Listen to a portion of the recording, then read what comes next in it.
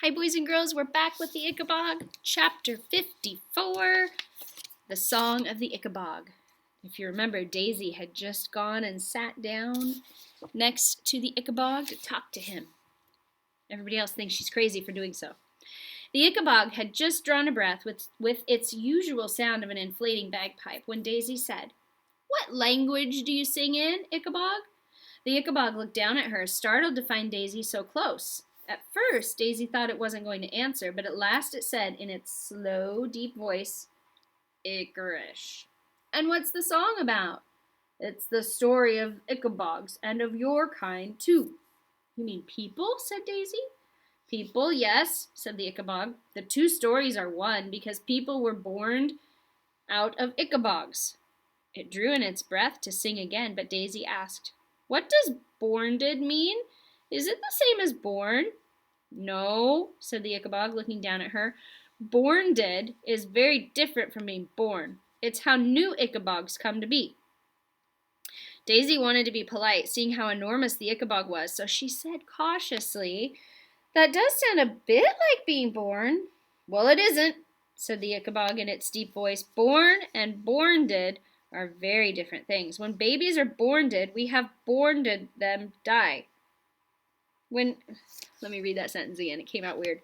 When babies are bornded, we who have bornded them die." "Always?" asked Daisy, noticing how the Ickabog absent-mindedly rubbed its tummy as it spoke. "Always," said the Ickabog. "That is the way of the Ickabog. To live with your children is one of the strangenesses of people." "But that's so sad," said Daisy. "To die when your children are born?" "It isn't sad at all," said the Ickabog. "The bornding is a glorious thing. Our whole lives lead up to the bornding.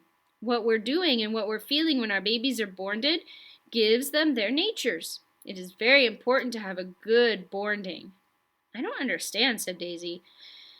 "If I die sad and hopeless," explained the Ickabog, "my babies won't survive.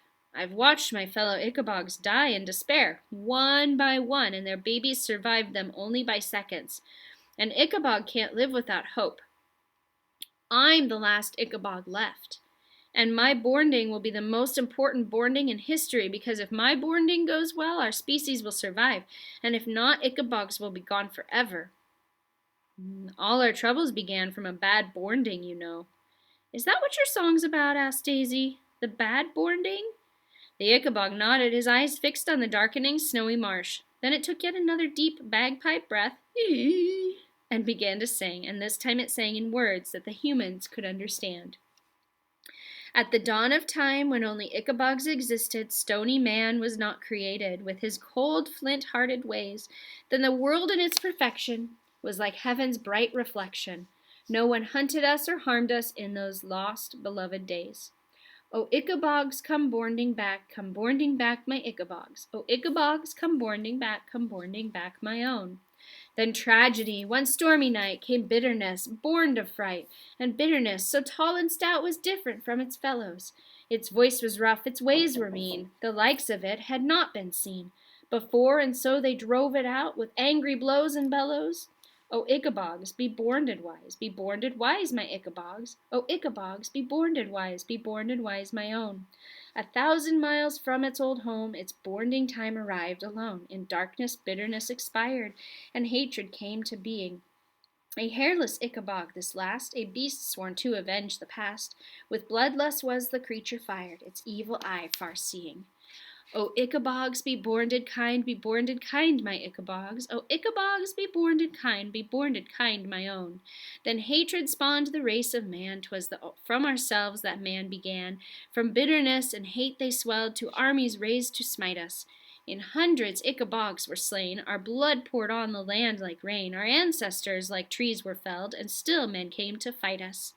O Ickabogs, be bornded brave, my Ickabogs. O Ickabogs, be bornded brave, my own. Men forced us from our sunlit home, away from grass to mud and stone, into the endless fog and rain, and here we stayed and dwindled, till of our race there's only one, survivor of the spear and gun, whose children must begin again, with hate and fury kindled. Oh, Ickabogs, now kill the men, now kill the men, my Ickabogs. Oh, Ickabogs, now kill the men, now kill the men, my own. That's a brutal song. Daisy and the Ickabog sat in silence for a while after the Ickabog had finished singing. The stars were coming out now. Daisy fixed her eyes on the moon and she said, "How many people have you eaten, Ickabog?" The Ickabog sighed. "None so far. Ickabogs like mushrooms." "Are you planning on eating us when your boarding time comes?" she asked. "So your babies are born believing Ickabogs eat people? You want to turn them into people killers, don't you? To take back your land?" The Ickabog looked down at her. It didn't seem to want to answer, but at last it nodded its huge, shaggy head. Behind Daisy and the Ickabog, Bert, Martha, and Roderick exchanged terrified glances by the light of the dying fire. "I know what it's like to lose the people you love the most," said Daisy quietly. "My mother died and my father disappeared. For a long time after my father went away, I made myself believe that he was still alive because I had to, or I think I'd have died as well." Daisy got to her feet to look up into the Ickabog's sad eyes. "I think people need hope nearly as much as Ickabogs do. But," she said, placing her hand over her heart, "my mother and father are still both here, and they always will be. So when you eat me, Ickabog, eat my heart last. I'd like to keep my parents alive as long as I can." She walked back into the cave, and the four humans settled down on their piles of wood again beside the fire. A little later, sleepy though she was, Daisy thought she heard the Ickabog sniff. And that is chapter 54. Tomorrow we will have Spittleworth offends the king. Thank you for watching.